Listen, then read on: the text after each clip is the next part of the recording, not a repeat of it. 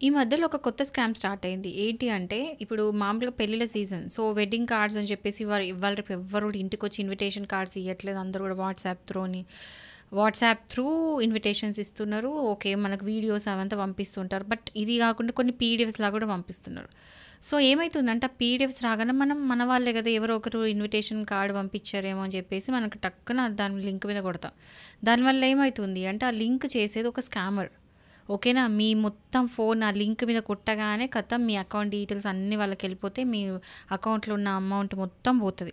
ఇదొక కొత్త రకమైన స్కామ్ అంట స్టార్ట్ అయింది. సో, అందరూ జాగ్రత్తగుండండి. ఒకవేళ ఇలాంటిది ఏమన్నా అయితే పీడిఎఫ్స్ కదా అని చెప్పేసి టక్కున ఓపెన్ చేయొద్దు. అది మీకు వచ్చిన నోన్ నంబరా, అన్‌నోన్ నంబరా ఒకటి వెరిఫై చేసుకోండి.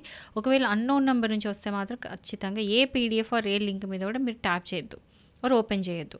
అండ్ ఒకవేళ కనుక ఇలాంటిదేమైనా జరిగితే మాత్రం మీరు ఇమ్మీడియేట్‌గా ఒక సైబర్ క్రైమ్ పోర్టల్‌కెళ్ళి cybercrime.gov.inకి వెళ్ళి కంప్లెయింట్ అనేది పెట్టొచ్చు. ఇది కాకుండా మీరెళ్ళి ఈ హెల్ప్ లైన్ యూజ్ చేసుకోవచ్చు 1930 ఆర్ ఇప్పుడు కొత్తగా ఒకటొచ్చింది ఏంటంటే జీరో ఎఫ్ఐఆర్ జీరో ఎఫ్ఐఆర్ అన్నది వచ్చింది. అది ఏందంటే ఆన్‌లైన్ పోర్టల్‌కెళ్ళి మీరు కంప్లెయింట్ పెడితే ఆటోమేటిక్ ఎఫ్ఐఆర్ అయిపోతది. దానికోసం మీరు పోలీస్ స్టేషన్ కూడా వెళ్ళాల్సిన అవసరం ఉండదు. సో, ఇదంతా అయిపోయింది. స్కామ్ అయిపోయింది. ఈవెన్ మనీ కూడా పోయినాయి. అంతా అయిన తర్వాత ఇవన్నీ చేసిన తర్వాత వర్కౌట్ కాకపోతే వెళ్ళి కన్స్యూమర్ ప్రొటెక్షన్ యాక్ట్ కింద కన్స్యూమర్ ఫోరంలో కంప్లెయింట్ అనేది పెట్టుకోండి.